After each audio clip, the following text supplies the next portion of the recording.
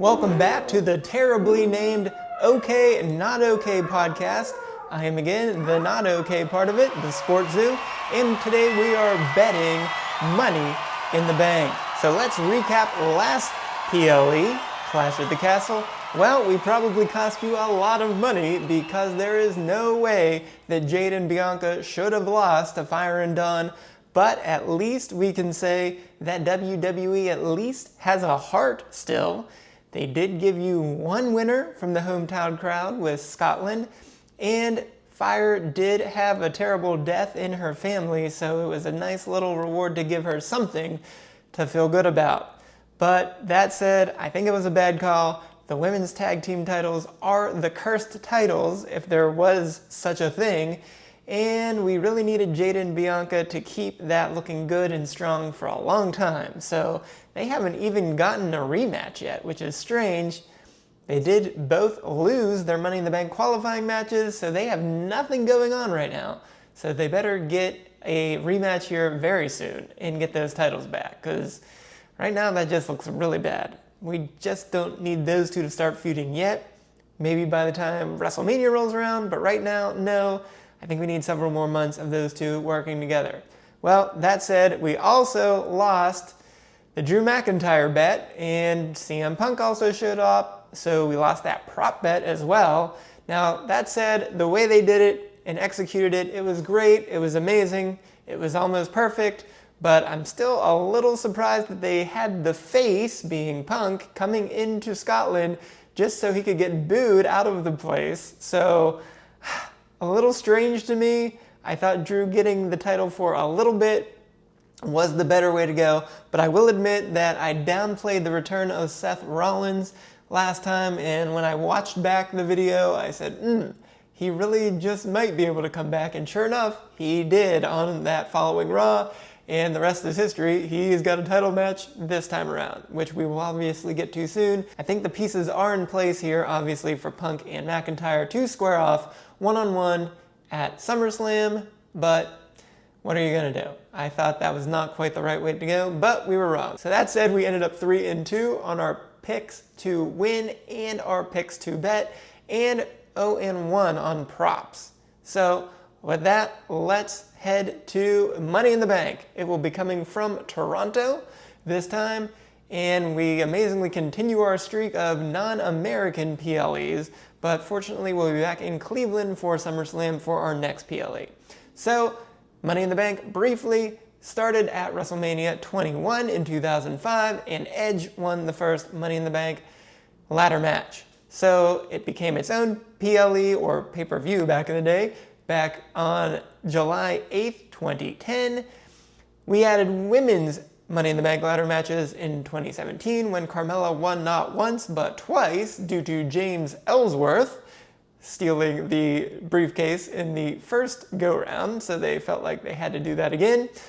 And then also we want to note that since 2016, since Dean Ambrose cashed in right away, we have only had 2 years, which were 2017 and 2023, when a cash-in did not happen almost immediately. So in 2017, we had Carmella's 2 attempts there. That took a while. Also, Baron Corbin held the briefcase for a little longer as well. Also last year, Io held the briefcase for a little over a month, and then Priest obviously cashed in at WrestleMania. So those were the only 2 times we did see in 2020 where Asuka was gifted the Women's Championship after winning the Money in the Bank ladder match, when Becky had to go on maternity leave, and then Nikki ASH also cashed in just one night after at Raw. So we've seen some very short cash-in attempts since 2016. So keep that in mind for this go-round. Lastly, they always love to tell you the cash-in percentages. So on the men's side, 19 out of 24 cash-in attempts have been successful, which is 79.2%.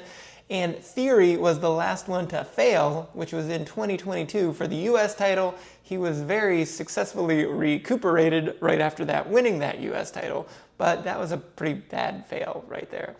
Women's side, they're still perfect, 6 out of 6. So with that, let's go to our matches in the PLE. Let's start with the 6-man tag match between the Bloodline and the super team of Rhodes, Orton and Owens. Right now we have the Bloodline at minus 450, which is 81.82 implied probability, while the good guys have a plus 275 or 26.67% implied probability. Well, is there any reason for the Bloodline to lose this one? Well, there's one.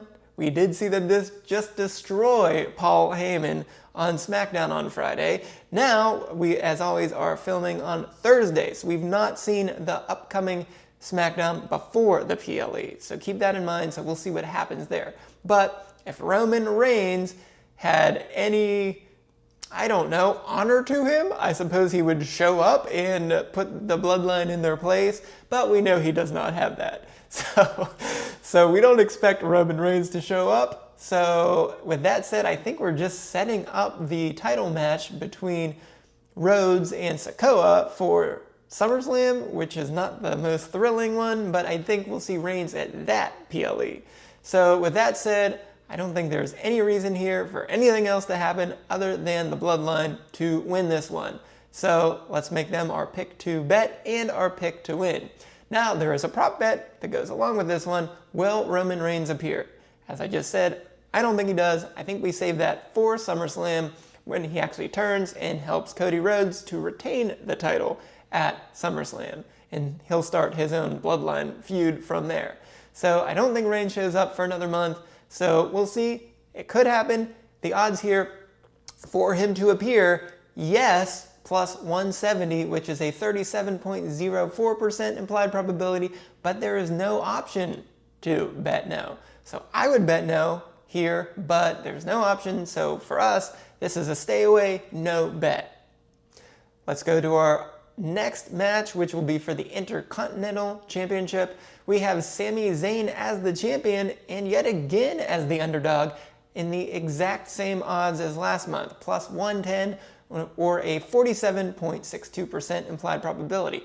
Now, at Clash, we successfully picked Sami to win that one as an underdog, but is this time something different? Because Braun Breaker is a minus 150 favorite and 60% implied probability to win. So Zayn here, he seems to be the secondary player in this feud yet again, which is kind of strange since he is the champion and he's really a fan favorite. But Chad Gable undoubtedly was the primary player in that feud, and here Breaker is taking over as the primary player here.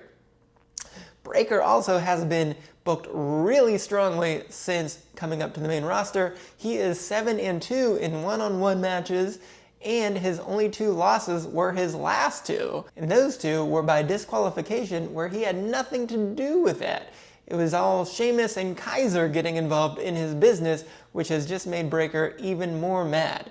So we left Raw this past week with Breaker landing 2 spears on Zayn, and that is somewhat a cause for concern here. If you want Breaker to win, has he just been booked too strongly? Well, problem here I see is that Breaker and McIntyre are kind of going on the same unhinged path. And McIntyre's been unsuccessful in trying to win the championship. Do we want Breaker to follow that exact same path with being unable to win the championship? I don't think so. What I think we're doing here, I think we're getting Breaker the win, but I think Zayn's going to get a rematch of sorts at SummerSlam. We're not going to get Sami Zayn totally out of the picture. He's going to be on the SummerSlam card. Maybe after that, he'll lose and go away for a little while to get a break, but I don't see Sami being off the card for SummerSlam. So Breaker, I think he has just been booked so strongly. He's clearly a piece of WWE's future, so I think we get him the win here. And I also think there's not much chance of another DQ loss for Breaker. Sheamus didn't show up in Breaker's business last week. It was truly a one-on-one between Breaker and Sami. And Kaiser apparently broke his rib, so he's not available. But he'll probably be able to go for SummerSlam. So what I'm seeing here is a fatal 4-way at SummerSlam. Breaker, Zayn, Sheamus, Kaiser. But I think we want to get Breaker that title right now in a one-on-one match to make him look strong. So for us, the pick to win and to bet is Braun Breaker at minus 150. Our third match will be the women's Money in the Bank ladder match. We have 6 women, 3 from Raw and 3 from SmackDown. So the betting favorite is Tiffany Stratton at minus 200, which is 66.67% implied probability. Well, she would be a great pick to win this. There's no doubt about that. She is definitely a good choice as a favorite. She does seem to have this partnership going on with Nia Jax right now. So Nia has a pretty good chance to win the title at SummerSlam. So it would be a little awkward for her to be in a partnership with Nia. Now, does that mean there could be a potential face turn for Tiffany to go up against Nia to cash that in? Maybe. I think that's possible, but it's not going to be where we're going here.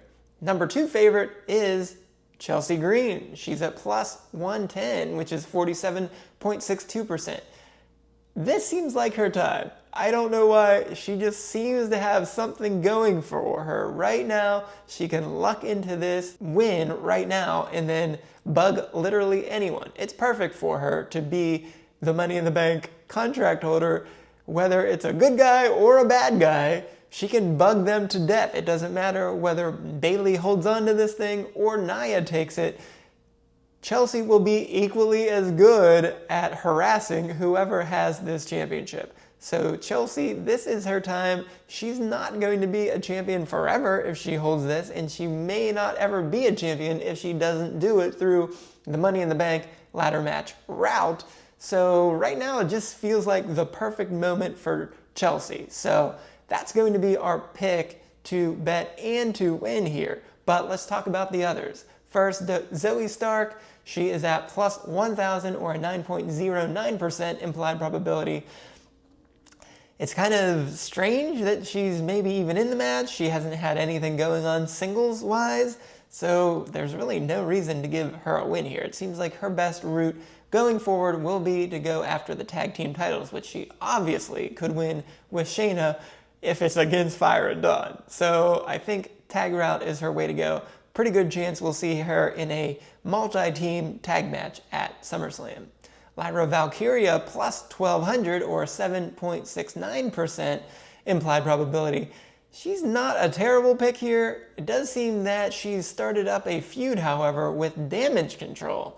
And she, with Carter and Chance, battled them backstage last week on Raw. So there doesn't seem to be a lot of emphasis on her going after the title right now.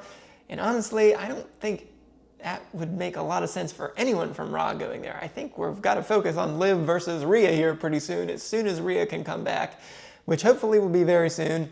I would assume Rhea's going to show up at SummerSlam, if not before then. So I don't see a Raw woman taking this match. That said, Lyra's an okay pick, but I think it's better to stay away from her. Next, Naomi is at plus 1,800, which is a 5.26% implied probability. If anyone just doesn't need the contract, it's Naomi. She's already a true superstar and legend as it is. She can just battle Nia right off the bat if she wins at SummerSlam. So we could obviously just throw Naomi into a championship match. She doesn't need the contract, so stay away from her. Lastly, and to me surprisingly last on this list, Io Sky plus 2,500, which is just a 3.86% implied probability. Now, WWE has gone out of their way to mention several times over the last few weeks that CM Punk is the only back-to-back winner of a Money in the Bank ladder match. And so Io could cement her place in WWE history as the first woman to do that. And quite frankly, it would make sense. She is very deserving of it. But is it her time? Obviously, the bettors don't think so, and I guess I wouldn't say so either. It does seem that she's into this angle now with Lyra, Carter, and Chance, as well as the side angle of saying that Damage Control has to change. And if it doesn't, she'll change it for them. So I think that's where we're going with her. She doesn't need this, but at plus 2,500, I'm not going to make it a pick, but I could see a little sprinkle there if you really want to get adventurous and take a long shot, because I really do not think she deserves to be the last pick out of all 12 participants in both ladder matches. So if you want to put a very small amount on EO, I don't blame you there.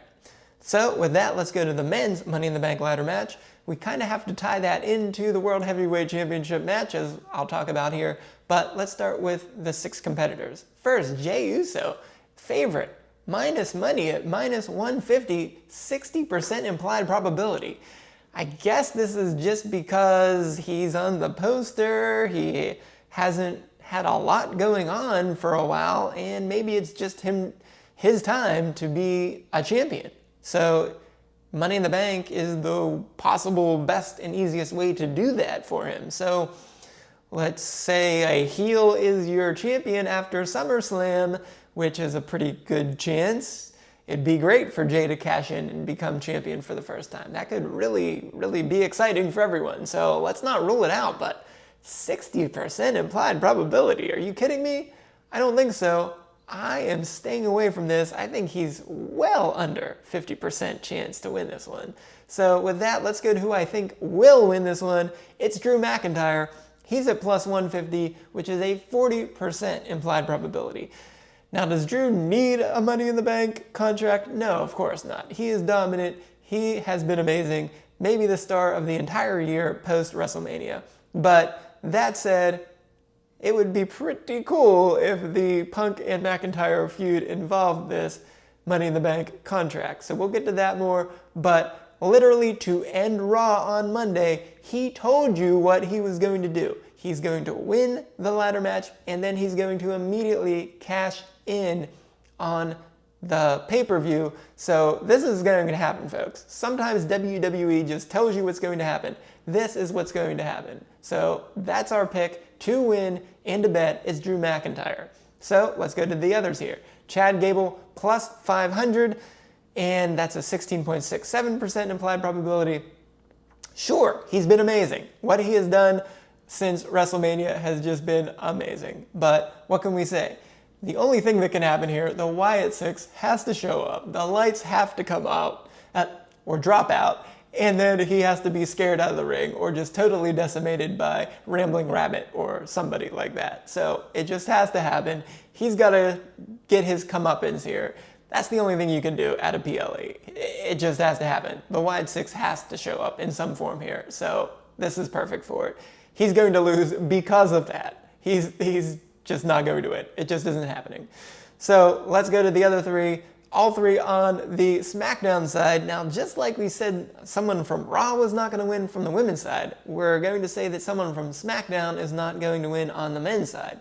So here we are. We have Andrade plus 1,000, 9.09% implied probability. This is just not a fit here. I mean, Andrade has been amazing. He is 5-1 in singles matches since returning. The only loss is in the Royal Rumble. So I think we're going to see the same thing here. His only loss will be in these multi-person matches. So a ladder match, he'll look good, but he'll ultimately come up short, and then he'll go right back to winning one-on-one matches on SmackDown. He just doesn't need this. If he's going to win a championship, it's going to be through the direct route. But there's not one really available. He can face Logan Paul if LA Knight doesn't beat him. But that said, let's go to LA Knight. He's at plus 1,100, which is an 8.33% implied probability. Well, he kind of deserved to win last year, so they could make up for that. But again, it just doesn't make sense. Rhodes and the Bloodline, they're not going to have someone cash in on Cody Rhodes here. Bottom line is LA Knight is going to face Logan Paul at SummerSlam, so he's not going to win this Money in the Bank ladder match. So stay away from LA Knight here. Lastly, Carmelo Hayes, plus 1,400, 6.67% chance to win. Well, truth be told, he's been the 4th best NXT rookie call-up after Breakker, Dragunov, and Valkyria. So does he need the help? Yes. He's not done anything of significance. It's nice to see him get a win recently to get into this match, so hopefully he can get some momentum, look good here in a losing cause. But does he really have a chance to win this? Man, that would just be a slingshot like none other. And then him then bugging Cody Rhodes for the foreseeable future as just a thorn in the side. I don't see it. If you really want to sprinkle something, I think he actually has the best chance of the 3 SmackDown stars.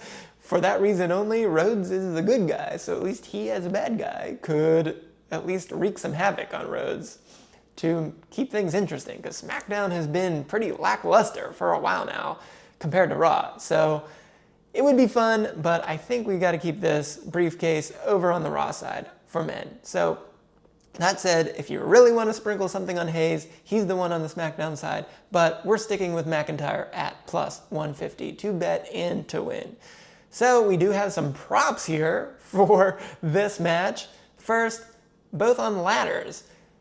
For the men's Money in the Bank match, over 1.5 or under 1.5 total ladders broken. So the over is the favorite at minus 150, 60% implied probability.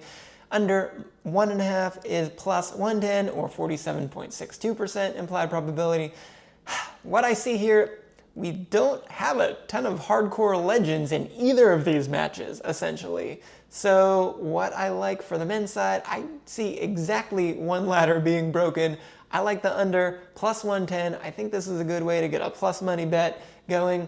On the women's side, it's over or under 0.5 ladders. So the over is at minus 200 or 66.67% implied probability, and the under is plus 150, 40% implied probability. So on the women's side, we have a couple high flyers at least with some moonsaults we could see. But again, no real hardcore people that I would think would be strong favorites here. Even on the women's side, even if they do pull off a moonsault from high altitude down, ladders just sometimes don't break like you want them to. So to me, with the women's side, I like the under as well. It's the plus 150. So plus money on both of these, plus 110 on the guys, plus 150 for the women. I think at least one of these two are going to hit, so you're going to be in better shape. And decent chance that both of them hit. So the other prop here is actually more important for us. CM Punk.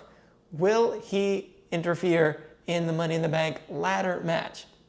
Now, it's very important to note that this is specific to the ladder match. So the yes side is minus 165, which is 62.26%.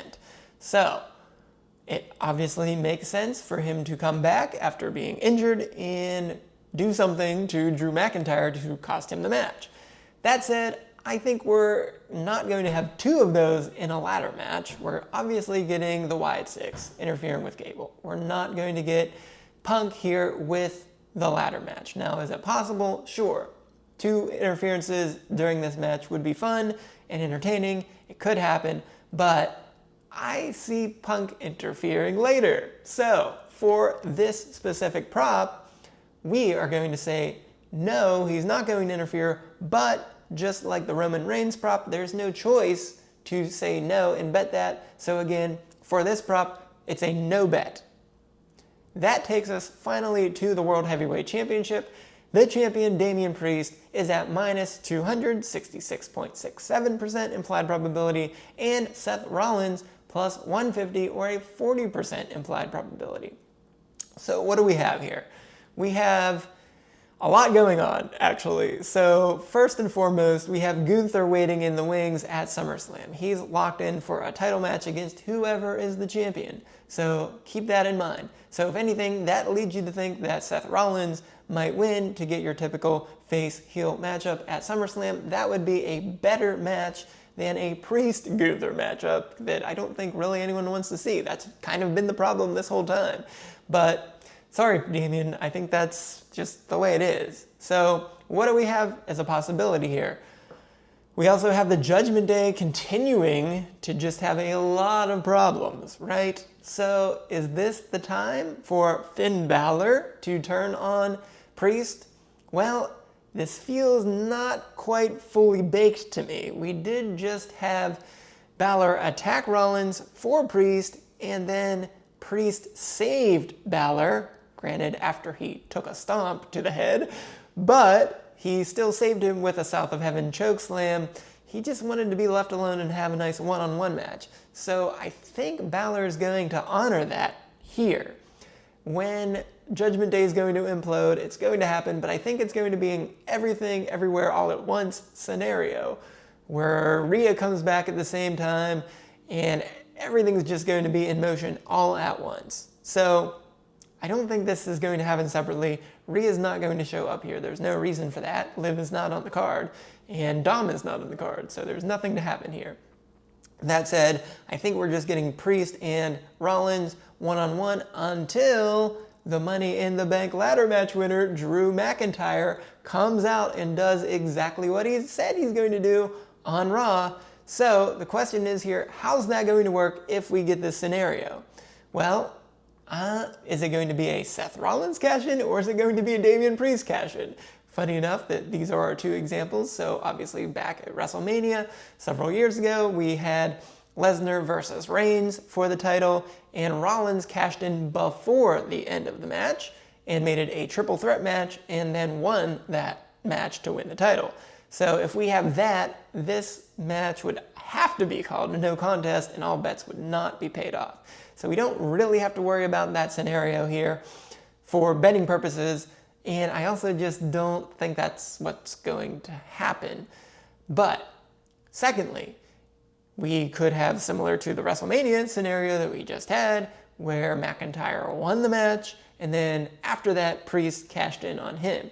So I think that's what we're possibly setting up, but with a little twist to it. I think instead here, what we're going to get, because we have to remind ourselves that we have that side bet, I suppose, gentleman's agreement of some sort, where if Priest wins, Rollins is not allowed to challenge Priest for as long as he's the champion. But if Rollins wins, Priest is kicked out of the Judgment Day. Now, as we just talked about, that would be a weird way for Priest to get kicked out. This has to be an implosion of some sort. Priest just doesn't walk away. That's really weird, right? So I don't think that's the WWE way to do things. So that's not going to happen. So that's why we're going to stay away from the Rollins plus 150 side. For the Priest side, I mean, fine. Rollins could not battle him for another month when Priest obviously loses by SummerSlam. At SummerSlam, I suppose I should say. But what is actually going to happen here? I think we're going to see, and this is truly the best scenario that I could cook up. If I were the booker, this is what I would do. Granted, I don't have such power, so maybe it won't happen. But I would have McIntyre come out during the match and destroy both men. And then they'll call this a no contest. And so all the bets will be returned anyways. It won't matter. And that will set up our triple threat match at SummerSlam. And we will have Gunther taking on both Rollins and Priest, who will still be the champion. I mean, that's a pretty darn good semi-main event at least, or maybe the main event, depending on what you really think of Sikoa versus Rhodes, but I think Reigns will come back there, so that will be the main event. That said, good semi-main event for SummerSlam, and then you don't have to pay off that side bet in either direction, because, who cares? That doesn't really matter. So that said, that's the way we're going. Priest, I think he's got a 66.67% chance to retain. I mean, honestly, my pick is that it's a no contest and no bets pay off, but I guess my pick is for Priest to retain if I have to pick something. So that's what we'll go with here. Priest is the pick to win and to bet. I don't think we're just going to get the Rollins versus Gunther match, which is a good match, but that's less than 40% chance for me. So we're going with Priest here.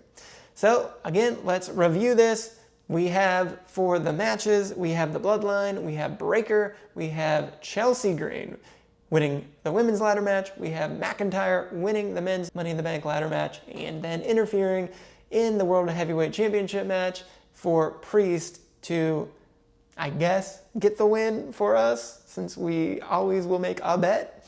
And then on the prop side, we are saying do not bet Reigns, because you don't have the no option. Do not bet Punk, since you do not have the no option. But if you really want to, go for the unders on both the under 1.5 on the men's ladders broken and the under 0.5 women's ladders broken. And maybe on those, maybe just a little sprinkle. I don't think those maybe deserve a full unit If you bet $10 every time, maybe make that a quarter unit each $2.50 bet. But that said, we're going unders on both of those. So that's where we're at. Let's see how we do here for Money in the Bank. It's certainly one of the best PLEs every single year, so I think it'll certainly be entertaining, if nothing else. So remember to not bet more than you're able to. So with that, I'm the SportsZu for the OK, Not OK podcast, signing off.